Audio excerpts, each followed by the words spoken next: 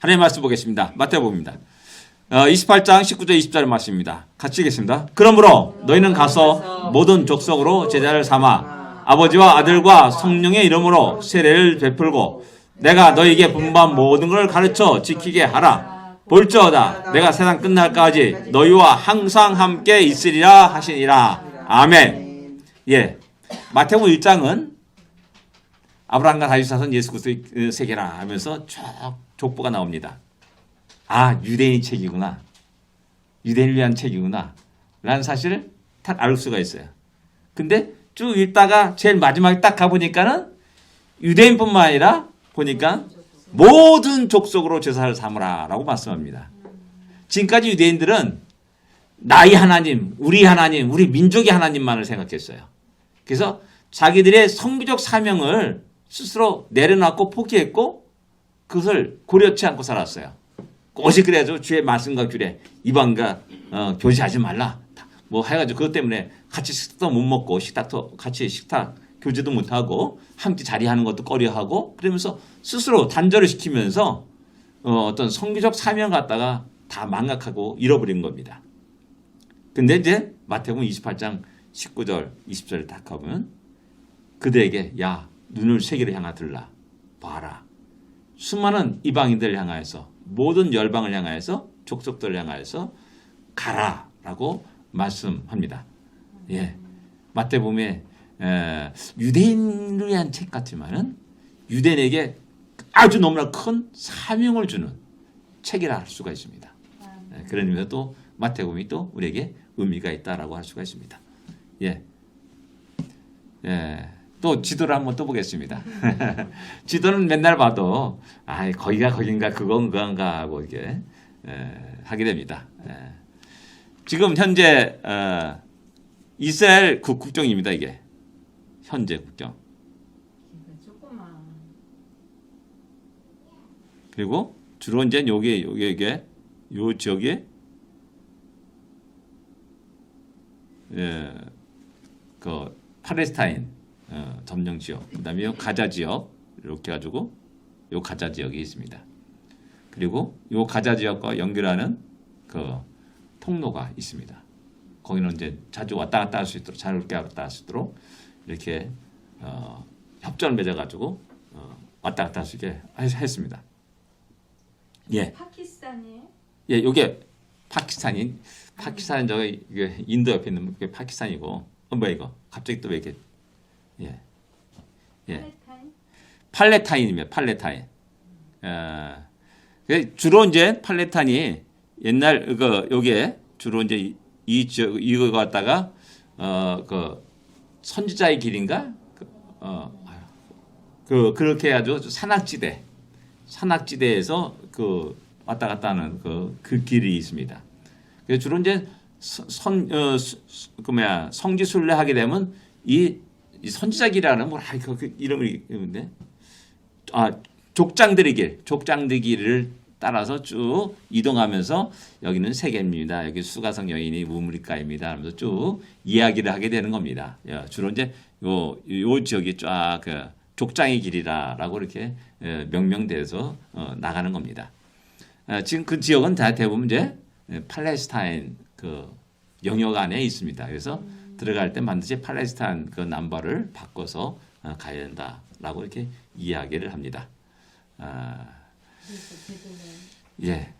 예루살렘 성전이 반반이 되나? 예루살렘은 여기 사해 끝에서 수평으로 쫙 가게 되면 만나는 곳이 이제 예루살렘입니다. 너무 하는 그 예루살렘. 그 다음에 이제 사해 근방에 쿰란이 있어요. 쿰란 동굴이라고 하는 쿰란인데 거기에 이제 에세네파들이 거주했던 지역이다라고 이렇게 일반적으로 이야기합니다. 우연하게 발견되어 있죠. 어떤 목동이 1945년 6년 그때 목동이 이런 양을 찾아가지고 다니다가 이렇게 돌을 탁 던졌는데 밑에서 뭐 쨍그랑 소리가 나는 거예요. 이게 뭐지? 거 밑에 뭐가 있나 보다 해서 내려가가지고 보니까 토기도 있고 그 안에 많은 이상한 두루마리들이 있는 거예요. 그래서 이게 뭔가 하고 갖고 나왔어요. 걔가 그 사람이 그 목동이 그래서 나와가지고 시장에서 막 이게 그냥 아주 갑자기 팔아버린 거예요. 막 근데 어떤 사람이 그걸 확인해 보니까 이게 대단한 것이라 생각하고 대단한 것을 알고 그걸 다시 회수하고 어디서 찾았느냐 해가지고 드디어 쿰란 동굴을 갖다가 발굴하기 시작한 겁니다. 그래서 거기서 막대한 양의 그 당시 성경이라든지 종교 서적들 그런 많은 것들이 있음을 이렇게 발견하게 됐고 그래서 이제 지금도 아직도 그 연구를 한다 그래요. 그게 워낙 뭐 1000년, 2000년이 났잖아요. 그래가지고 이게 생활대로 가지고 펼치는 것도 힘들고 그래서 그 굉장히 복원하는 게 굉장히 힘들었다라고 얘기합니다. 이 쿰란은 그래서 당시 진보 진영 성경 학자들이 성경은 1400년대 모세가 쓴 것이 아니다. 한참 뭐 BC 100년, 200년, 300년 그 정도의 쓴 책이다. 뭐 이런 식으로 구약 성경의 모든 것들 갖다가 굉장히 늦췄습니다. 그리고 사람이 쓰고 있잖아. 베끼잖아요. 사본을 베끼잖아요. 그럼 오류가 있을 수밖에 없다. 그래서 얼마나 많은 오류가 있겠느냐. 이걸 어떻게 다 믿냐. 그러니까 쓰다가 내 생각이 이게 아닌데? 하나 이야기 또 집어넣어 버리고 뭐 이런 식으로 써진 게 성경이다라고 생각했던 거예요. 근데 쿰란 동굴에 딱 BC 1세기경입니다. 그러니까 100년, 200년 그 사이에 보니까는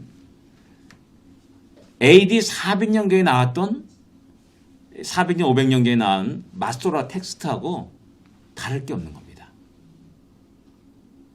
뭐 그냥 그 글자가 문드러져 가지고 글자가 좀 약간 그래 가지고 이게 디귿 기역자냐 그게 둥그런 기역자 그 다르거든요. 레시하고 달렛하고 달라요. 그게 문드러져가 둥그렇게 해주고 레시로 그 레시인가요? 그렇게 읽을 수도 있고 막 그렇게 되는 겁니다. 그런 것을 보면 야 구약 성경이 얼마나 철저히 사본 수백 년 수천 년을 베끼면서도 얼마나 철저히 보존되었는지를 이 쿰란 동굴에서 이것을 가지고 이제 확인할 수 있었던 겁니다. 그런 의미에서 이제 성주순례 가면 이 쿰란 동굴을 꼭 가보게 되는 겁니다. 그래서 저는 지난번에 신 목사님이 이게 뭐 좀 사진 뭐 보여줬는데 거기에 쿰란 동굴이 있었으면 보게 됩니다. 예, 예, 모르라도 됩니다. 예, 갈릴리 호수가 있습니다. 바다라 그래가지고 짠물이나 생각하는데 짠물이 아닙니다. 민물입니다. 그냥 우리가 그냥 마실 수 있는 민물입니다. 바다가 아니라 호수입니다. 그 옆에 바로 이제 수평으로 쭉 가게 되면은 갈멜산이 나옵니다. 우리 한국에 이제 쭉 동해안 쭉 내려다가 포항 거기서 볼록 튀어나와가지고 그 구룡포 뭐 호미곶 뭐 이게 볼록 튀어나온 토끼꼬리를 하려야 되는데 뭐 그런 식으로 뾰족 튀어나온 여기가 이제 갈멜산이 되는 겁니다. 갈멜산 옆에 이렇게 쭉 기송강이 흐릅니다. 그리고 기송강 좌우로 이스라엘 평원이 쫙 펼쳐집니다. 뭐 지금도 뭐 보면은 그 아름다움은 이루 말할 수 없을 정도로 쫙 광활한 편해가 쫙 펼쳐지는 거예요. 거기 이제 특별히 무기또라는 그 도시에서 보면은 쫙 내려가서 다 보이는 그런 전경이 기가 막힌 겁니다. 그래서 무기또가 이렇게 군사 요충지로서 전체 군대들이 북쪽에서 오는 군대들의 모든 상황들을 한눈에 다 볼 수 있는 그런 군사 요충지인 겁니다. 예, 그래서 무기또. 그래서 요한계시록에는 그게 아마겟돈으로 이렇게 음역이 돼가지고 이야기하게 되는 겁니다. 예, 갈릴리 호수는 게네사렛 호수라고 그러기도 하고 디베라바다라고도 하고 성경에 그렇게 나옵니다. 디베라바다. 디베라라는 티베리우스 황제의 이름을 딴 그런 바다입니다. 그래서 그렇게 디베라바다 뭐 이런 식으로 이렇게 좀 황제를 좀 이렇게 높이기 위해서 이름도 바꿔놓고 뭐 이렇게 되는 거죠. 그래서 성경에는 디베라바다 또는 갈릴리 또는 게네사렛 호수 뭐 이렇게 이야기되고 있는 겁니다. 요 헐몬산 밑에 단이 있습니다. 단에서 또 부엘세바 이 남쪽입니다. 그래서 이스라엘 전체를 표현하는 단부터 부엘세바 단까지 이렇게 이야기합니다. 그래서 주로 이제 요 갈릴리 호수 북쪽에는 좀 강수량이 많습니다. 많다 그래서 우리나라처럼 막 1000mm, 2000mm 막 폭스 쏟아내는 게 아니라 남부로 갈수록 가물옵니다. 거의 황무지, 광야. 근데 이제 북쪽에 가면은 그보단 좀 많습니다. 좀 많습니다. 그래서 약간 좀 물이 좀 풍부한 곳이 여기입니다. 그래서 폭포도 있습니다. 멋진 폭포, 확 쏟아내는 폭포도 있고요. 그다음에 헐몬산, 이 헐몬산이 가장 높은 지역입니다. 이 팔레스타인 지역에서는 가장 높은 지역에서 여름에도 하얀 눈을 볼 수가 있습니다. 그리고 거기서 이제 눈이 내려가지고 녹아서 내려오면서 이 요단강을 갈릴리 호수 들어가고 그다음에 요단강을 해서 사해로 들어가게 된 겁니다. 그래서 이스라엘의 젖줄 가장 중요한 생명수라 할 수가 있습니다. 이 헐몬산이 그리고 그 요단강이 그렇습니다. 그래서 과거 이제 이 지역이 옛날에는 시리아 땅이었습니다. 그래서 시리아에 가서 이 수온을 차단하려고 했어요. 또 수온을 차단하려고 했습니다. 그래서 중동 전쟁이 또 발생한 겁니다. 그래서 어떤 사람은 중동 전쟁을 물의 전쟁이라고 표현하는 사람도 있습니다. 실질적으로는 뭐 이스라엘 독립운동하고 막 싸우고 그러는 거 생각했는데 그게 아니라 실제로 물의 중요성을 알고 물을 확보하고 물을 차단하고 매발라 죽이려고 하는 그런 중동과 이스라엘 간의 전쟁이었다. 그래서 결국 승리를 해가지고 그 수온을 확보한 겁니다. 그래서 헐몬산이 이렇게 중요한 겁니다. 그 이스라엘 입장에서는 헐몬산이 이렇게 중요한 거, 골란고원이 이렇게 중요한 겁니다. 예, 가이사라가 여기 있습니다. 지금도 이제 가게 되면 가이사라하고 가이사라 빌립보하고 또 다릅니다. 가이사라 빌립보하고 가이사라가 다릅니다. 그래서 실질적으로 총독 관저가 있는 곳은 이 가이사라입니다. 그 가이사라 빌립보는 빌립보 왕이 가이사라를 아첨하기 위해서 도시를 만들어 가지고 그의 이름을 따가지고 다 헌정한 그런 도시가 이 가이사라 빌립보입니다. 예. 그다음에 이제 지금 현재 텔아비브 지금 실질적인 수도 역할을 하는 텔아비브 실질적인 모든 수도는 예루살렘이지만은 그러나 다른 모든 나라가 인정을 하지 않았습니다. 그래서 대부분 대사관들은 전부 다 텔아비브에 있었습니다. 근데 이제 지난 트럼프 대통령 때 미국 대사관을 갖다가 예루살렘 옮겨라 해가지고 옮기게 된 겁니다. 지금 처음으로 미국이 옮기게 된 겁니다. 대부분 다른 나라 대사관들은 텔아비브에 있습니다. 그 텔아비브는 어떤 데냐? 과거에 요빠라는 곳이다라는 겁니다.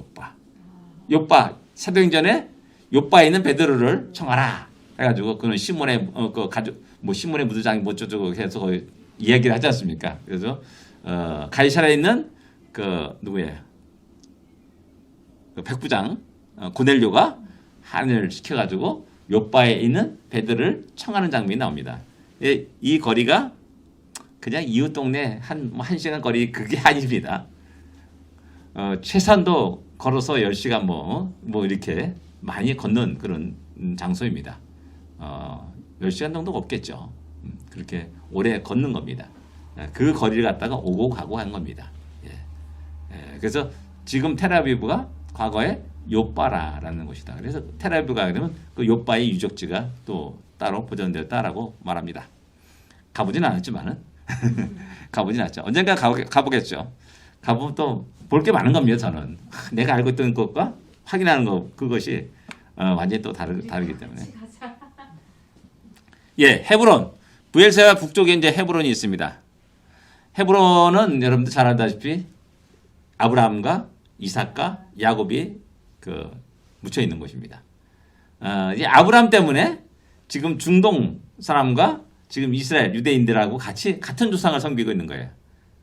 같이 또 경배를 합니다. 그러니까 둘이 같은 문으로 들어가면 싸울 것 같아가지고 중동 사람들이 들어가는 문하고 유대인들이 들어가는 문하고 따로 분리했습니다. 그래서 같이 이렇게 섞이지 않도록. 그래서 헤브론을 갖다가 또 그들이 또 나름대로 아브라함을 자기들의 조상이라고 생각하면서 이스마엘 아버지니까는 자기 조상으로 생각해서 헤브론을 또 귀하게 여기고 있습니다. 그리고 이제 베들레헴 바로 우쪽에 또 베들레헴이 있습니다. 잘 알다시피 우리 예수님이 탄생한 곳입니다. 여기 이제 사해 근처에 엔게디가 있습니다. 엔게디. 사해 근처입니다. 거기는 또 특별히 광야임에도 불구하고 폭포가 있습니다. 물이 풍부한 곳입니다. 엔게디 샘 해가지고 또 다윗왕이 사울왕을 피해가지고 숨었다가 사울왕이 옷자락만 살짝 베어가지고 오게 했던 그 장소가 아마 엔게디라고 알고 있는데 그렇습니다. 그런 엔게디가 있고요. 그 밑에 이제 마사다라고 있어요. 마사다 여러분들 잘 아다시피 AD 70년에 67년부터 이제 항거가 시작됩니다. 갈릴리부터 시작해가지고 그래서 이제 초토화시키면서 로마 군들이 초토화시키면서 쫙 점령해 나갑니다. 그래가지고 드디어 이제 예루살렘 포위해가지고 완전히 돌 위에 돌 하나 남지 않도록 70년입니다. 근데 남은 사람들이 이 마사다에서 항거를 합니다. 마지막 1000명 정도가 항거를 합니다. 3년인가를 갖다가 저항을 해요.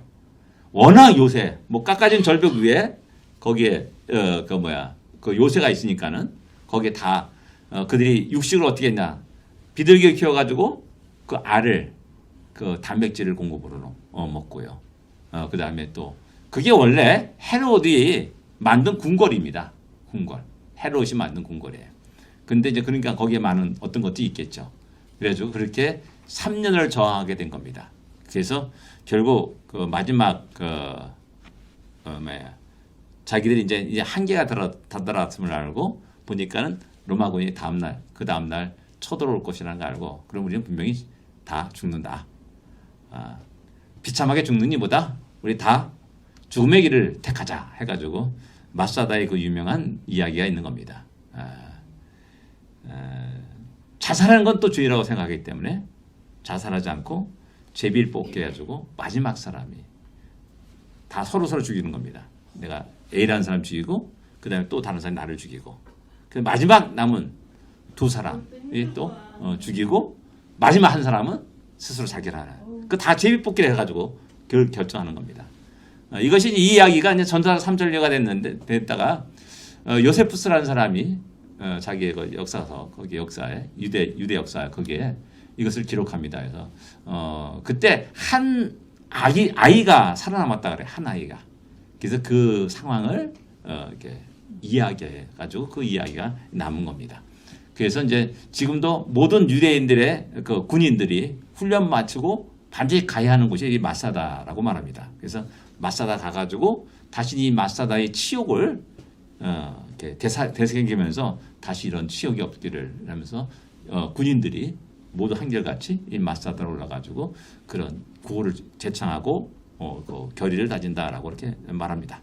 예, 요 아르논강이 모압과 경계가 아르논강입니다. 모압 그다음에 르벤 자손 그다음에 갓 자손 그다음에 므낫세 반지파가 쭉 이렇게 동쪽에 이렇게 차지하고 있는데 그 경계가 이 아르논강입니다. 지금도 여러분들 요르단 가면 아르논강을 갔다가 가게 됩니다. 관광하게 되는데 굉장히 깊은 협곡입니다. 굉장히 좁고 굉장히 깊은 협곡. 거기에 이제 물이 풍부하게 흐르면서 사해로 그 물이 들어가게 됩니다. 그래서 국립공원으로 지정되어 있습니다. 요르단이 국립공원으로 지정되어 있습니다. 예, 호르산. 우리가 잘 알듯이 호르산은 아론이 마지막 숨을 거둔 곳이 호르산입니다. 그래서 지금도 가면은 이제 이게 아론의 무덤이다. 그래서 산꼭대기에 이제 무덤 비슷하게 이렇게 해가지고 이렇게 해놨습니다. 실제 진짜인지 아닌지 모르겠지만은 그렇게 이야기하고 말하게 됩니다. 예, 뭐 다른 것 또 있습니까? 예, 오늘은 여기까지만 하겠습니다. 예, 데가볼리. 전에 말했듯이 데카볼리. 데카란 말은 열이란 10이라는 뜻입니다. 10. 볼리는 폴리스라는 뜻입니다. 10개 도시. 요단강 동편에 10개 도시. 데카폴리스란 말입니다. 그래서 우리말로 그냥 데가볼리 이렇게 한 겁니다. 데가볼리가 무슨 뜻 말인가 뭐 헷갈리지 마시고 데카 10개 도시다라고 생각하시면 됩니다. 예, 데카메론 있지 않습니까? 데카메론. 그것도 이제 10개 이야기라는 그런 의미를 갖고 있는 그런 이름입니다. 예. 예. 거라사 어떤 때 거라사라고 말하고 어떤 때는 대가볼리 뭐 이렇게 말합니다. 그러니까 대가볼리 지역 안에 있는 거라사 이렇게 생각하시면 됩니다. 따로 다른 지역이 아니라 대가볼리 안에 있는 거라사 이렇게 생각하시면 됩니다. 그래서 어떤 때 성경에는 어떤 거라사라고 말하고 어떤 때 대가볼리라고 말하고 이게 뭐냐 헷갈리지 마시고 그런 의미다라고 생각하시면 됩니다. 예, 예, 됐습니다. 뭐 고라신, 가브나움, 달마누나 지역, 막달라라고 또 이렇게 얘기하죠. 막달라 마리아 바로 막달라 마리아가 여기 출신이라는 사실을 알 수가 있습니다. 예. 예. 눈에 들어와 지도가. 눈에 들어옵니까? 감사합니다. 지금 여기에 조그만 게 호수가 있습니다. 조그만 호수가 있는데 실제로 지금 이 호수는 없습니다. 없습니다. 왜냐? 하도 물을 끌어쓰다 보니까는 이 호수가 없어져가지고 점점 습지로 변해야 된 겁니다. 지금도 이제 거기 가면은 이제 자연건관, 그 습지, 철새들, 그런 철새들이 이제 그 습지대에서 이제 그 노는 장면들. 그 동네는 물을 깊게 파도 물이 안 나와요? 나오죠. 깊게 파면 나오죠. 근데 지표문을 흐르는 물은 요단강 쭉 줄기 이거밖에 없는 겁니다. 그리고 겨우 이제 여기 뭐 야북강이라든지 야북강도 뭐 강이 아니라 팔짝 뛰고 건너가는 그 개천이면 개천. 우리 앞집에 옛날에 우리 앞에 개천이 하나 있는데 그 정도 개천에 물이 흐르는 겁니다. 예, 그 정도 생각하셔야지 강 해가지고 야 한강 생각하면 이게 큰 호산입니다. 여기 데스프레인 강도 마찬가지고 데스프레인 강 뭐 강가래 가지고 딱 거기 얼마 안 되지 않습니까? 여기 야북강은 그보다 더 작은 그 실개천 같은 그런 어떤 모습이라 할 수가 있습니다. 그러니까 지표면에 흐르는 강은 거의 없다는 겁니다. 물은 없다는 겁니다. 그리고 깊게 이제 지하수를 파는 건데 점점 가물고 사해가 점점 내려가니까 갈리 호수 내려가니까는 이 지하수가 점점 내려가는 겁니다. 이 호수가 차야지만이 지하수도 수위도 높아지는 겁니다. 그래서 예전에 우리 한국에서 4대강 그 이명박 대통령이 개발했지 않습니까? 그래가지고 주위에 농지들이 너무나 물이 풍부했던 겁니다. 딱 가둬두니까 그게 쭉 연결돼가지고 지하수 위가 쫙 올라가니까는 농부들은 너무나 좋아했던 거예요. 최고였던 겁니다. 애를 쓰잖아도. 근데 이제 그게 쫙 빠져나가니까 지하수가 쫙 떨어져가지고 그걸 퍼올리기 위해서 펌프를 또 전기세도 많이 들어가고 이런 일들이 지금 현재 벌어지고 있는 일입니다. 예, 이 정도로 하겠습니다. 지도는 또 다음에 또 보겠습니다. 예, 쭉 넘어가가지고 마태복음의 특징 같은 것만 이렇게 하겠습니다.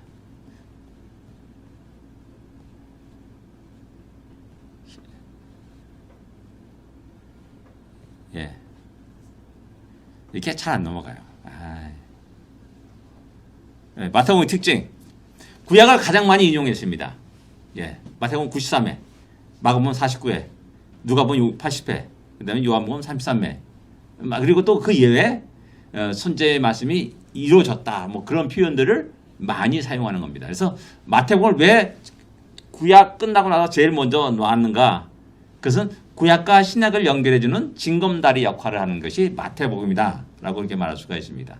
그래서 첫 편집자가 좀 멋진 태초에 말씀이 계시니라 요한복음 얼마나 멋있어요. 첫머리가 그런 걸 딱 제일 먼저 넣어야지 쫙 읽게 좋잖아요. 근데 다윗자손 아브라함과 다윗자손 예수 그리스도다 누구 낳고 쫙 쳤고 이런 이름도 모르는 알지도 못한 만나지도 못한 그 이름만 쫙 길게 나열한 겁니다. 1장에 얼마나 재미없으니까 그러니까 신약성이 있다가 다 버리는 거죠. 이게 이제 왜 마태복음을 그렇게 놨을까? 그게 신약과 구약을 연결해주는 징검다리 역할을 하는 것이 바로 마태복음 때 그렇다라는 겁니다. 예. 그래서 마태복음은 상당히 그 유대인을 위한 유대적 성격을 가지고 있는 책이 마태복음이라 할 수가 있습니다. 그때 역시 마찬가지로 마태가 지었지 않습니까? 마태가 기록했잖아요. 그 레위라거든요. 아마 레위일 것이다 라고 이제 짐작하게 되는 겁니다.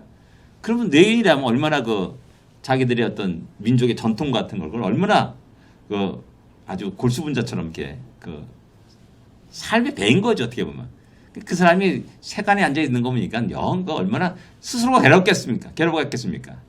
예? 그 사람이 기록한 거니까 또 더 유대교적인 그런 일들이 많이 있고 또 많은 유대인들이 마태복음을 보고 놀라는 게 뭐냐면 자기들의 전통과 전혀 어색하지 않는 책이 마태복음이라는 겁니다.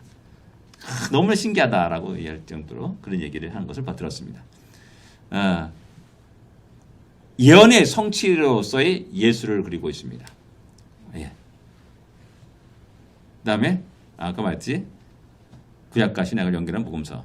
그래서 아마도 개종한 유대인들을 위한 책일 것이다라고 이렇게 이야기를 합니다.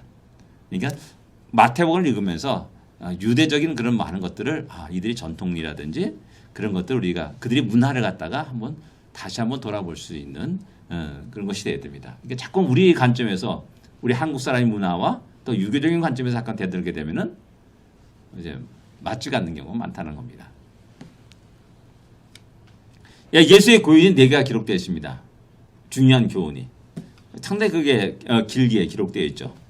그 사이에 이제 예수님의 공생애의 기록이 이게 기록되어 있는 겁니다. 어떻게 보면 이게 꼭 민수기의 그 구조하고 비슷해요. 민수기 구조하고. 민수기도 가다가 넘어지지 않습니까? 실패하지 않습니까? 가나에서 마나에서 꽝 실패했어요. 그 다음에 그냥 진행되는 게 아니라 반드시 거기에 하나님의 말씀이 쫙 나옵니다. 가라사대 하면서 너희 이렇게 해라 저렇게 해라 저렇게 해라 해가지고 그 땅에 이르거든 이렇게 해서 쭉 율법을 쭉 얘기합니다. 근데 또 쭉 진행되다가 또 한번 꽝 얻어맞습니다. 고라자손의 그 사건 때문에 또 쾅 얻어맞죠.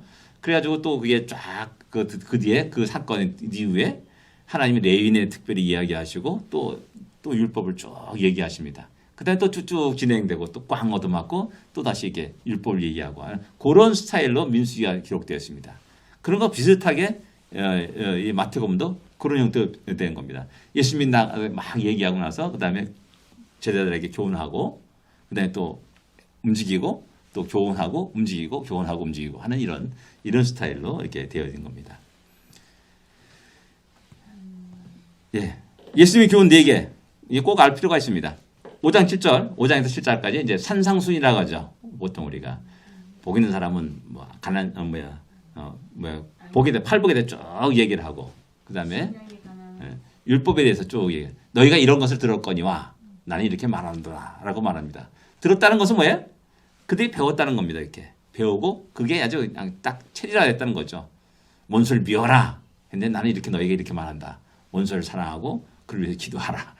아니 뜻밖의 다른 얘기를 합니다. 예? 그런 식이 지금까지 우리가 들었던 그들이 배웠던 율법과 주님이 실제 그 말씀은 이런 뜻이다. 본래의 뜻을 말씀해 주는 그 내용이 이제 산상순이라 할 수가 있습니다. 예. 그다음에 12제를 파송하면서 나가는 거. 여기서 특별히 다른 데 가지 말고 이스라엘에게로 가라. 이스라엘 양에게 가라라고 딱 제한시켜 버려요. 그래서 이게 유대인의 책이라는 겁니다. 하나님이 이렇게 유대인들을 우리들을 지극히 사랑하시는구나 라는 사실을 마태복음을 읽으면 유대인들은 알 수가 있습니다. 야, 다른 데 가지 말고 이스라엘 잃어버린 양에게 가라. 너무 편협한 거 아닌가 뭐 이렇게 생각하게 돼요. 근데 아까 말했던 28장에 딱 가면서 마지막에 모든 족속에 사랑하라 라는 이 말 속에서 너희들이 구원받고 그 복음을 들고 모든 족속의 이방인들에게 갈 것을 이야기하고 있죠. 12제자 파송하면서 교훈이 있고요. 13장 천국 비유가 나옵니다. 씨 뿌린 자의 비유가 나오고요. 그 다음에 곡식과 알곡과 가라지 비유가 나오고요. 천국은 누가 같다느니 천국에 장사하고 같다느니 천국은 진주와 같다느니 이런 식의 쭉 얘기를 하면서 8가지인가요? 그 비유가 쭉 나옵니다. 상당히 재밌는 장면이라 할 수가 있습니다. 그 다음에 24장, 25장에 넘어가면서 이제 주님이 예루살렘에 입성하셔가지고 이제 마지막 그 종말에 대한 이야기를 쭉 하는 장면이 이제 24장, 25장이 나옵니다. 24장은 주로 이제 비유를 얘기합니다. 혼인잔치 비유라든지 달란트 비유가 아마 여기 나올 거예요. 달란트 비유라든지 마태복음은 달란트 비유입니다. 근데 누가복음은 문화 비유입니다. 달란트하고 문화가 누가 더 가치가 있을까요? 달란트가 엄청 더 가치가 있습니다. 한 달란트 준다는 거 그 금액이 그냥 뭐 1,000만 원 정도 되는 금액이 아닙니다. 엄청난 금액이에요. 정확하게 금 한 달란트라고 했어요. 분명히 금 한 달란트라고 했더니요. 금 한 달란트가 37g인가 3kg인가래요. 37kg. 그거 뭐 그거 갖고 있으면 지금도 뭐 떵떵거리면 살겠죠. 금 37kg라면 그만큼 굉장히 가치 있는 그 금액인 겁니다. 근데 문화 비유는 동일하게 한 문화씩 준 겁니다. 한 문화인가요? 예, 한 문화씩 준 겁니다. 그 문화는 아까 말했듯 한 1,000만 원 정도 되는 그 한창 못 미치는 그 정도의 금액입니다. 그래서 그걸 잘 활용해 가지고 장사하고 또 이익을 남기는. 근데 또 이게 말씀하시는 장면이 다릅니다. 여기서 마태복음에서 예루살렘 입성해서 말씀하신 달란트고요. 누가복음 문화 비유는 그 전에 입성하기 전의 말씀입니다. 그래서 야 이거 이렇게 이런 이야기가 나온다 보니까는 좀 똑똑한 사람들이 아니 똑같은 비유 같은데 왜 문화라고 하고 왜 달란트라고 말하느냐. 그래서 성경은 누가 이렇게 꾸며낸 이야기다. 아주 이렇게 지혜로운 사람들이 이렇게 똑똑한 사람이 이런 얘기를 많이 해요. 근데 우리는 하나님이 우리 주님이 달란트 비유도 하셨고 문화 비유도 하셨다라고 두 가지 비유를 하신 겁니다. 장소가 다르니까 장소가 다르고 그렇습니다. 장소가 다르니까 대상이 다르잖아요. 대상이 다른 겁니다. 한때는 문화 비유, 한때는 달란트 비유 이렇게 나가는 겁니다. 그리고 25장에는 이제 주로 마지막 도리에 돌아난 남지 않겠다 예수를 보면서 이야기를 하니까 언제 이런 일이 일어날까요? 라고 주님께 제대로 질문합니다. 마지막 때에 쭉 천지개벽이 일어나고 뭐 거짓 그리스도가 일어나고 그러면서 쭉 얘기가 하는 그 장면이 25장에 쭉 나오게 됩니다. 이 네 가지 사이사이에 이제 주님의 행동, 움직임이 쭉 기적과 이적들이 기록되고 있는 겁니다. 예. 마태복음 9조. 왕의 출현입니다. 드디어 왕이 나타나셨다. 탄생하셨다. 그래가지고 1장에서 4장까지. 4장에 예수님이 세례받는 장면. 그리고 시험받는 장면. 아마 그것까지입니다. 아브라함 다윗의 자손. 그래가지고 그 예수님의 정통 계보를 이어가고 있다는 사실을 이야기합니다. 누구라도 합니다. 다윗이 합니다. 그리고 다윗 자손이요. 다윗 자손이 우리를 불쌍히 여기소서라는 이 말이 유대인들이 얘기하지 않습니까? 다윗 자손이요. 우리를 불쌍히 여기소서. 다윗 자손이 호산나 다윗 자손이요. 이 말은 다윗 자손의 이 개념은 뭐냐면은 그가 메시아라는 개념인 겁니다. 메시아. 유대인들에게는 메시아요. 당신 나의 메시아입니다. 왜? 다윗이 후손으로 온다고 그랬으니까는 다윗 자손이요. 메시아를 다윗 자손이라는 말로 표현한 겁니다. 그래서 그 많은 가난한 자들이 다윗 자손이요. 우리 불쌍히 여기소서라고 이렇게 말하는 것은 당신은 메시아입니다. 우리가 기다렸던 메시아입니다. 나를 불쌍히 여기소서. 호산나 나를 구원하소서라는 그런 의미를 갖고 있는 말입니다. 그래서 다윗 자손 계보를 쫙 얘기를 합니다. 그래서 그 계보 속에 예수님이 태어났다는 사실을 이야기합니다. 동방박사 또 유대의 왕으로 이야기합니다. 동방박사가 야 왕으로 나신 이가 어디 있느냐라고 예루살렘에서 와가지고 질문 던지지 않습니까? 예루살렘이 소동이 일어나는 겁니다. 헤롯이 왕인데 어떻게 나 말고 또 다른 왕이 태어나는가? 내 아들 가운데 왕이 있는가? 자기 아들은 유대인이 아니잖아요. 그러니까 이게 안 되구나. 내 권력이 위태위태하구나 해가지고 결국 베들레헴에서 2살, 1살, 2살 아이들 전부 다 죽이게 되는 겁니다. 그래서 그거 죽이고 나서 헤롯은 죽습니다. 세례 요한이 증거가 나옵니다. 반드시 사복음서 모두가 다 동등하게 공의 예수님의 사역 이전에 세례 요한이 먼저 와서 이야기하고 외치고 선언하는 그 장면이 동일하게 기록되어 있습니다. 변함이 없습니다. 사탄의 시험을 이기시는 장면이 나옵니다. 사탄의 시험, 간단합니다. 너가 하나님의 아들이심을 증명하라 라는 것이 첫 번째, 두 번째 그겁니다. 그리고 이제 나한테 무릎 꿇어라. 이것을 다 주겠다. 거짓말하는 거죠. 완전히. 그래서 사탄은 처음부터 거짓말한 자다라고 말하면서 얘기합니다. 왜? 하와를 꼬실 때도 거짓말했거든요. 여기서도 역시 마찬가지로 나한테 무릎 꿇어라. 내가 다 주겠다. 자기 거예요? 이 사기꾼이에요. 사기꾼. 사기꾼이 독특한 특징이 뭐냐? 내가 다 할 수 있어. 나만 믿어. 나는 따라와. 내 말만 들어. 다 이게 사기꾼이 하는 얘기거든요. 거기에 콜가닥 넘어가지고 진짜 그런 줄 알고 했다가는 그냥 패가망신, 쫄딱 망하는 겁니다. 마찬가지 여기서 똑같은 사탄이 짓을 하는 겁니다. 무릎 꿇어라. 이 세계를 다 너에게 주겠다. 라고 말하는 거죠. 이 사탄의 시험을 이기시는 장면이 나옵니다. 그 다음에 이제 왕의 선포. 드디어 이제 그 다음부터 회개라 천국이 가깝노라 라면서 드디어 공생애가 시작되는 겁니다. 세례 요한도 역시 말해 회개하라 천국이 가깝노라 라고 말하고 또 예수님의 첫 번째 선포는 회개하라는 겁니다. 회개하라. 천국이 왜 회개해야 되냐? 천국이 가까웠기 때문이다. 왜 우리가 회개해야 되냐? 천국이 가까웠다. 바로 메시아신 당신이 나왔잖아요. 당신들의 현실 속에 눈앞에 왔잖아요. 그 회개하라는 겁니다.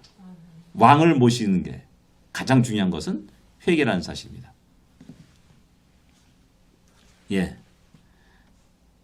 제자들을 부르기 시작합니다. 뭐 번쩍번쩍하네 밖에 뭔지 모르겠네. 산상수훈이 쭉 기록되어 있습니다. 5장, 6장, 7장. 그다음에 이제 왕의 권세. 여기서부터 드디어 본격적인 이적과 기적을 행사하는 장면이 나옵니다. 10가지 기적이 납니다. 질병에 대한 귀신을 쫓아내는 거. 우리 쉽게 많이 안 들잖아요. 죽음을 일으키는 세우는 거. 야이로 딸을 살리고 하는 장면들이 나옵니다. 복음서에서는 죽음을 일으킨 사건이 세 번 나옵니다. 야이로 딸을 이렇게 살린 사건하고 누가복음에 독특하게 누가복음에 죽은 청년, 과부의 아들 청년의 죽음을 일으켜 세운 장면. 그다음에 요한복음에 나사로를 살리신 그런 사건. 이 세 가지가 다 독특해요. 야이로는 금방 죽은 겁니다. 그래서 금방 이렇게 세웁니다. 달리라금 하면서 손이야 일어나라 해가지고 금방 이렇게 세우죠. 그리고 청년은 무덤으로 가는 겁니다. 이제 금방 죽은 거 아니야? 죽은 지 어느 정도 됐어요. 몇 시간 됐는지 모르겠어요. 중동 장례 풍속은 그날 당일날 장례식을 치르니까는 이제 죽음을 다 확인하고 이제 무덤으로 가는 그 장면에서 청년아 일어나라라고 말씀합니다. 소녀야 일어나라, 청년아 일어나라. 동일한 말이죠. 그 다음에 나사로야 나와라라고 이렇게 또 명령합니다. 죽음이 벌써 나흘이 되었다라고 말씀하지 않습니까? 그래서 그 죽음에 이렇게 세운 것이 그냥 기절했다 뭐 이런 것이 아닙니다. 확실하게 죽어가지고 확인돼가지고 장례 가는 것이고 그 다음에 죽은이 나흘된 나사로를 불러내는 그런 장면을 보여주고 있습니다. 죽음도 극복하고 죽음에게 생명을 명하는 그런 장면을 할 수 있습니다. 자연. 우리는 이 자연 만물은 하나님의 주권 영역에서 없다고 생각합니다. 근데 바다야 잔잔하라. 뭐 이렇게 하고 깊은 데가 그물을 던져. 물고기 쫙 모여드는 겁니다. 물고기 많은 곳을 던졌을까요? 아니면은 던지니까 물고기 집합 딱 모여가지고 고기가 싹 들어가게 했을까요? 참 알 수 없는 겁니다. 무리를 걸으신 사건들. 그리고 아이고 나 살려라 베드로가 그럴 때 왜 의심하느냐 해죠. 그를 건져내는 사건들. 그런 사건들 자연을 다스리시는 우리 전능하신 하나님, 우리 주님을 우리에게 보여주고 있습니다. 그래서 나는 왕이로다. 온 천지 만물의 진정한 왕이로다. 라는 사실을 우리에게 이야기해 줍니다. 그 다음에 또 이제 왕에 대한 거부가 일어납니다. 다 뭡니까? 안식일 때문에 일어난 겁니다. 안식일을 어기니까는 저는 율법을 어기는 자다. 가만둬서는 안 될 자다. 호시탐탐 어떻게 잡아서 죽이든지 어떻게 해야겠다. 라는 이런 계획들이 점점점 일어나게 되는 겁니다. 그래서 이때부터는 이제 우리 주님이 대중 앞에 나가기보다는 주로 제자들과 많은 시간을 갖게 됩니다. 그래서 주로 이제 이 앞에 왕의 건설까지는 주로 대중 앞에서 이야기하고 기적을 행하고 하는 그런 장면들이 많이 나옵니다. 근데 이제 이때부터는 이제 그런 장면이 아니라 주로 제자들과 함께 있는 그 장면들이 많이 기록되고 있습니다. 예. 반대로 거세지죠. 예. 제자들을 향한 훈련과 교육에 전념하는 그런 모습을 보여줍니다. 그 다음 제자들을 가르치는 장면이 이제 10장부터 13. 본격적으로 이게 나오죠. 대표적인 게 뭐냐? 가이사 빌립보에서 사장 사람이 나를 인자를 누구라 하느냐? 라고 질문하면서 누구누구입니다. 세례요한이라 합니다. 엘리야라 합니다. 뭐 쭉 얘기합니다. 선지자 중에 하나라고 말합니다. 너희는 나를 누구라 하냐? 하면서 또 정확하게 질문 던집니다. 저희 말씀드렸듯이 그곳이 가이사라 빌립보라는 겁니다. 가이사라 빌립보. 주위를 살펴보면 전부 다 우상이 있어요. 그 우상을 섬기는 수많은 사람들이 거기에 모일 수밖에 없어요. 어떻게 보면 세상 모든 사람이 보는 앞에서 너는 나를 누구라 하느냐라고 질문하는 겁니다. 그때 과연 나는 주는 그리스도시요 살아계신 하나님의 아들이십니다 라고 정확하게 나의 신앙을 고백할 수 있냐는 겁니다. 때로는 사람들 눈치 보면서 두려워하면서 좀 말을 좀 아끼고 마음속으로는 믿지 이런 식으로 살짝 그 하는 것이죠.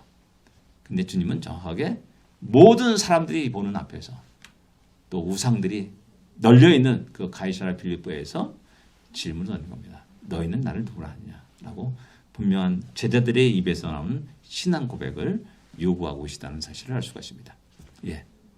그리고 근데 드디어 이때부터 이제 당신이 죽으실 것을 이야기하십니다. 네, 예루살렘에 올라가서 잡혀서 죽는다. 아이고 베드로가 아이고 그럴 수 없습니다. 라고 또 말리면서 사탄아 내대로 물러나라 라고 이렇게 또 바로 앞에는 신앙 고백을 하면서 바요나 시모나 그것을 알게 한 이는 내가 아니라 하나님이시다 아버지시다 라고 얘기하셨는데 얼마 안 가지고 사탄아 내대로 물러가라면 졸지에 사탄이 되어버리는 겁니다. 그러니까 우리들이 이런 양면성이 있어요. 우리 안에 연약한 부분들이 있어요. 이 베드로의 모습을 보면서 우리들이 그런 모습을 정갈하게 표현한 것이 베드로의 모습이라 할 수 있습니다. 함부로 장담하고요. 그 장담도 얼마 못 가가지고 그냥 아이고 꼬꾸라지고요. 넘어지고 하는 그런 장면들 이렇게 볼 수가 있는 겁니다. 변화산 사건이 이제 10장 다음에 일어나게 됩니다. 영광스러운 장면이죠. 그래서 제자들 가운데 요한과 야고보와 베드로만 데리고 올라갑니다. 천천히 해야 되네. 부드럽게 해야 되네. 역시 배반당하실 것을 말씀하십니다. 네. 어린아이 같은 믿음을 강조하십니다. 어린아이 같지 않으면 결코 천국에 들어갈 수 없다라고 말씀합니다. 용서에 대해서 또 얘기하십니다. 베드로가 몇 번 용서해야 될까요? 7번까지 할까요? 이게 최대였죠. 7번의 수가 완전 수거든요. 그러니까 최대한 인간이 할 수 있는 최대의 수가 그겁니다. 네, 아니야. 7번씩 70번까지 해라. 라고 이렇게 말씀하면서 그것이 하나님의 사랑이요 용서입니다. 우리는 이 사랑을 깜빡 잊어버리면 나는 3번밖에 못 사니까 하나님 나를 3번, 4번 정도는 나를 용서할 거야. 5번째 죄를 졌어요? 아이고 이제 하나님에서 벗어났고 내가 이제 완전히 던져졌구나.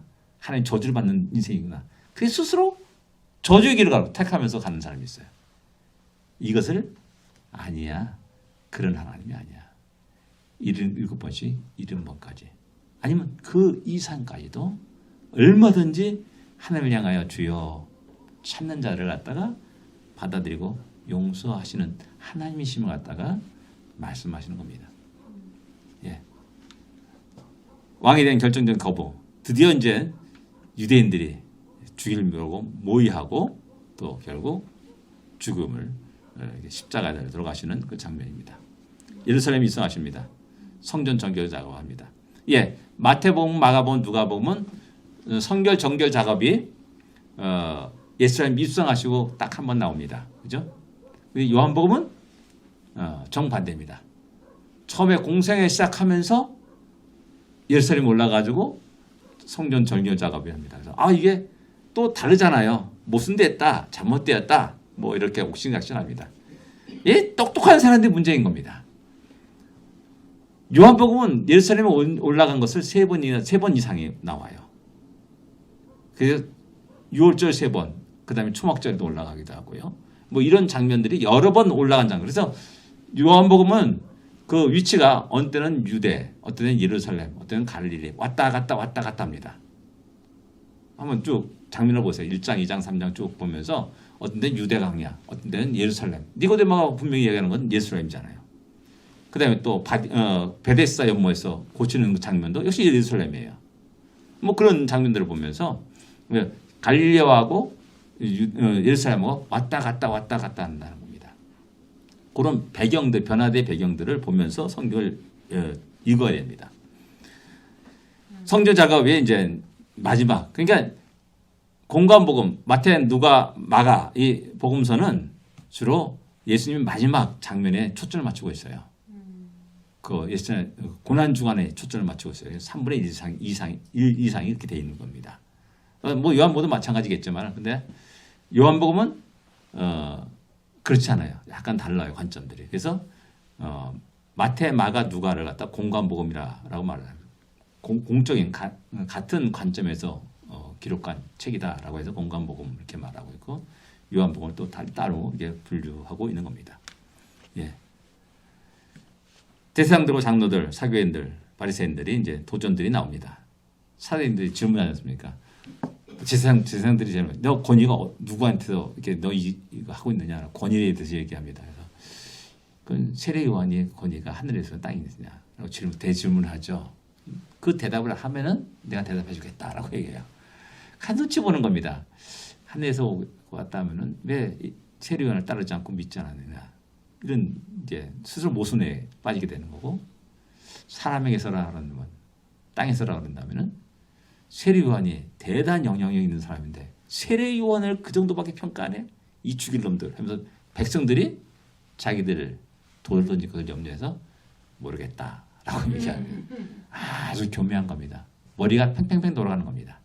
다 하나님의 뜻에서 내가 행동하고 말하고 움직이는 것이 아니라 단지 자기 자신 이해관계에 따라서 행동하고 결정하고 움직이는 아주 교활한 인간의 모습을 그대로 적나라하게 드러내주는 장면을 할 수가 있는 겁니다. 거기에 우리 자신도 포함되는 겁니다. 우리가 믿는다고 하지만은 약간 우리가 불리한 상황이 되면 살짝 침몰시키거나 뒤로 물러가나 살짝 다른 행동을 취하는, 안 그런 척, 안 믿는 척, 교회 안 가는 척 하면서 같이 안 믿는 사람들과 신나게 놀고 술도 마시고 같이 함께 오락하고 그렇게 살아가는 겁니다. 근데 알고 봤더니 너 교회 다녀? 안 믿는 사람이 깜짝 놀라는 겁니다. 그래서 그 다음에 하는 얘기가 뭐냐? 야, 너 같이 예수 믿으면 안 돼. 마음속으로 다 그렇게 되는 겁니다. 예, 그런 겁니다. 예, 대상들과 장로들이 참 교활한 겁니다. 사도행전인데 부활이 없다는 사역에 질문 던지지 않습니까? 7 형제가 있습니다. 첫 번째가 죽었습니다. 그 부인이 둘째하고 이제 결혼해서, 그 둘째도 죽습니다. 셋째도 죽습니다. 넷째 다 7명하고 다 결혼해서 부활 때 그럼 누구하고 누구의 부인이 되겠습니까? 라고 지금 참 곤란한 질문입니다. 예? 곤란한 질문이죠. 말할 수가 없습니다. 예, 너희가 성경도 알지 못한노다. 똑똑한 줄 아는데 야, 너 무지한 자들이라. 너희가 성경 오해했도다라고 주님은 공격을 하고 또 말하는 거죠. 그래서 다윗이 누구의 자손이냐? 그러면서 성경을 인용해가지고 왜 다윗이 그리스도가 다윗이 후손이라 한다면 왜 다윗이 주라고 표현했느냐? 그래서 그것을 또 얘기하는 그런 장면이 다음에 또 나옵니다. 바리새인 도전들 데나리온 하나를 딱 들어서 이거 세금은 누구에게 바쳐야 됩니까? 가이사입니까? 아닙니까? 그 데나리온 누구하고 이 형상이 누구 거냐? 황제입니다. 그러면 황제 것은 황제에게, 하나님 것은 하나님께 바쳐라 라고 얘기하는 겁니다. 그 말씀 속에는 유대인들은 다 알고 있어요. 뭐냐? 이 천하 만물의 모든 주인은 하나님이시는 걸 알고 있어요. 그게 그 뜻이구나. 그 말을 못하는 겁니다. 예, 무서운 심판과 예루살렘 멸망을 예언합니다. 아까 말했지 25장에 걸쳐서 쭉 얘기합니다. 그리고 십자가에 죽으심 사건이 나옵니다. 시몬이 십자가를 대신 집니다. 그걸 왜 해요?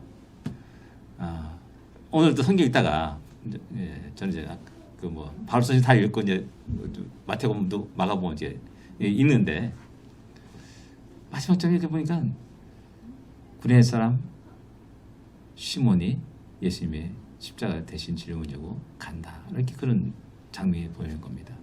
시몬 베드로. 그것도 시몬인데 시몬 베드로는 부인했고 도망갔고 십자가에 지지 않았어요. 근데 또 다른 시몬은 억지로라도 자기 원하지 않았지만은 그 십자가를 짊어졌습니다. 억지라도 짊어진 그 사람에게도 은혜가 있다는 겁니다. 왜냐? 나중에 사도행전에 보면 루포라는 사람이 나옵니다. 그 사람이 아마도 그의 아들일 것이다 라고 일반적으로 학자들은 말합니다. 사도행전에 나온 루포, 그 사람이 그 사람 구레네 사람입니다. 그래서 그렇게 또 그런 은혜가 있다라는 사실을 이야기하십니다. 할 수가 있습니다. 네, 왕의 증거 28장 드디어 짠짠짠짠 주님이 죽음을 뚫고 부활하시는 사건입니다. 예, 부활. 모든 복음서는 그 부활을 증거하면서 마감합니다. 이 부활의 증거가 뭐냐? 수없이 제자들이 사도 바울이 예수님의 죽으심과 부활을 얘기합니다. 그 부활이 대체 뭐가 중요하다고? 부활 그것이 복음이다라고 얘기하냐는 겁니다. 간단한 겁니다. 전에 말씀드렸듯이 대속죄일날 염키푸르에 대지상이 1년에 한 번 딱 들어갑니다. 지성소에 들어갑니다. 모든 백성의 죄를 상징하는 피를 가지고 지성소에 들어갑니다. 그리고 곧 자기의 죽음도 마찬가지. 죽음이라 할 수가 있어요. 자기도 죽는 겁니다. 그게. 피를 흘렸을 때 죽는 거잖아요. 그것을 가지고 들어갑니다. 근데 살아나오지 못해요. 죽었어요. 그러면 그 죄가 없어지지 않는 겁니다. 사함하지 못한 겁니다. 근데 대세상이 거기서 살아나와요. 그럼 와, 우리의 민족의 죄가 다 사해졌다 라면서 큰 잔치를 베푸고 축제를 하는 것이 바로 5일 뒤에 장막절 축제를 하는 겁니다. 그래서 주님은 또 이렇게 말하죠. 우리 의롭다함을 위해서, 로마서 보면 우리 의롭다함을 위해서 살아나셨다라고 말씀합니다. 주님이 왜 살아나셔야 됐냐? 그분은 우리를 위해서 죽으셨을 뿐만 아니라 다시 살아나셔야 되는 겁니다. 우리의 죄가 완전히 사해졌다는 것을 드러내기 위해서. 그래서 죽으심과 부활이 그렇게 중요한 겁니다. 대부분 의로운 사람들은, 이 땅에 영웅 호걸도 의로운 사람들은 죽은 것으로 끝났어요. 그죠? 다 죽었잖아요. 아주 너무나 장렬한 죽음도 했어요. 근데 살아나오지 못했어요. 죽음의 것을 이기지 못했어요. 그래서 그런 어떤 영혼도 우리를 의롭게 할 수 없다는 겁니다. 어떤 기간도. 근데 오직 주님만이 그 죽음에서 살아나오셨어요. 일어나셨어요. 그래서 우리 죄가 완전히 사함을 받았구나. 의롭다함을 입었구나. 라는 사실을 확인하는 겁니다. 그 다음에 죽음에서 부활하셨어요. 그가 메시아구나. 라는 사실을 또 우리 모두에게 알려주는 겁니다. 그러니까 유대인들은 알아요. 유대인은 너무 정확히 알아요. 그 사실이 이 사람이 우리의 메시아구나. 라는 사실을 인정하지 않을 수 없는 겁니다. 그래서 근데 안타깝게도 유대인들은 예수님을 메시아로 인정하지 않았어요. 근데 신기하게도 마태복음, 마가복음, 누가복음 다 모두가 동일하게 그 십자상 옆에 있는 로마 군인 백부장이 이 사람 진실로 하나님의 아들이다. 의로운 사람이다. 라고 이렇게 인정을 하게 돼요. 참 신기하죠. 성경은 아주 정작 당신의 백성에게 와고 당신의 백성에게 구원을 위해서 왔는데 당신의 백성들은 배척을 하고 결국 그분을 인정하는 사람들이 이방이라는 사실을 복음서는 우리에게 얘기해 줍니다. 그래서 살짝 감춰둔 복선이 나올 수가 있어요. 그래서 그 다음에 나타나는 게 뭐니까 너는 모든 족수로 제자를 삼아 아버지 아들과 성령이라고 제자를 받고 내가 너에게 가르쳐 분부한 모든 것을 가르쳐 지키게 하라. 내가 세상 끝날까지 너희가 항상 함께하리라 라고 이렇게 약속하면서 마태복음을 마감하게 되는 겁니다. 그래서 그 이후에는 이제 그 복음이 왕성하게 이방인들에게 증거되고 퍼져나갔고 그리고 수많은 이방인들이 하나님의 영광을 찬양하고 노래하고 그 가운데 우리가 바로 그런 사람이 된 겁니다. 예. 예, 이게 왕으로서의 증거이고 메시아로서의 증거입니다. 다윗이 사선 메시아 그분의 증거를 그대로 이 부활 사건을 통해서 우리에게 이야기해 주고 있는 겁니다. 예, 고난 주간의 3분의 1 기록이 3분의 1 정도 차지합니다. 그래서 복음서 모두가 다 이 고난 주간을 굉장히 중요시하고 있다는 것 그리고 주님의 죽으심과 부활을 가장 중요시 여기고 기록했다는 사실입니다. 이적과 기사가 아닙니다. 이적과 기사는 단지 어떻게 보면 우리의 이성 꼭 틀 안에 벗어나지 못하지 않습니까? 그걸 깨부수는 그것이 할 수가 있고요. 우리가 더욱더 중요한 것은 주님의 말씀과 교훈들이야. 예, 주인공 누구신가? 성경에서 주인공 누구신가? 누구를 중심으로 이야기가 전개되어야 되는가? 늘 언제나 기억해야 됩니다. 전에는 나를 중심으로 했어요. 전에는 믿음의 조상 아브라함, 참 성군 다윗, 뭐 이 사람을 주인공으로 생각해서 늘 얘기하고 말했어요. 기도원의 300용사, 야 진짜 너무나 영웅과 우리 인간에 볼 때는 우리 관점에 볼 때는 너무나 진짜 혹하기 쉬운 그런 이야기들이에요. 그래서 또 이야기들도 막 멋지게 이야기하는 모든 것들이 또 그런 방향으로 이야기해요. 안 그렇겠습니까? 근데 성경은 그들이 주인공이 아니다. 하나님이 주인공이시고 그리스도가 주인공이라는 사실을 분명히 선포합니다. 저는 이 관점이 이 주어의 관점을 바꾼 이후부터 성경을 완전히 다르게 보았고 또 다르게 해석하게 됐습니다. 예, 주인공의 권세 어떤 권세를 갖고 있냐? 핵심 내용은 뭐냐? 무엇을 중심으로 이룰 것인가? 기적과 이적을 중심으로 이룰 것인가? 주로 그냥 뭐 귀신 쫓아나가고 뭐 이런 지적만 가지고 얘기할 것이 아니라 실제로 상당 부분이 그 교훈이 있습니다. 아까 말했듯이 마태복음은 산상순이 있고 그 다음에 제자를 파송하면서 10장이 나오고 그 다음에 천국 비유된 씨 뿌리는 비유의 13장이 나오고요. 그 다음에 마지막 그 징조에 대한 이야기를 하시는 장면이 나옵니다. 상당히 길게 또 자세하게 말씀하는 걸 보게 됩니다. 예수님이 성육신과 죽으심과 부활하심을 중심으로 읽어야지. 이게 아까 말했듯이 주어가 무엇이냐, 누구냐, 누구를 주인공으로 할 것이냐, 이 해석에 따라서 어떻게 보냐에 따라서 이단과 정통 참된 진리가 나눠지게 되는 겁니다. 예, 기적을 중심으로 할 것이냐, 진정 주님이 우리에게 말씀하신 교훈 그를 중심으로 읽을 것인가에 따라서 또 많이 그 신앙생활이 달라지게 되는 것을 볼 수가 있습니다. 예, 메시아심을 증거하고 있다는 사실을 우리는 잊어서는 결코 안 됩니다. 예, 기도하겠습니다. 하나님 아버지 은혜를 감사합니다. 귀한 시간을 우리에게 허락하심을 감사합니다. 다시 한번 주의 말씀을 펼쳐 읽을 때마다 다시 한번 우리가 기억하고 잊지 말아야 될 것, 주인공이 누구이며 주어가 누구인지를 분명히 알고 바르게 할 수 있도록 인도하시옵시고 우리가 온전히 하나님께 영광을 돌릴 수 있는 우리 모두가 되게 하시옵소서. 하나님 다시 한번 주의 말씀이 우리에게 더 손꼽아 더 다른 말씀으로 다가오게 하시옵시고 그 말씀을 펼쳐 있는 모든 자들을 복되게 하여 주옵소서.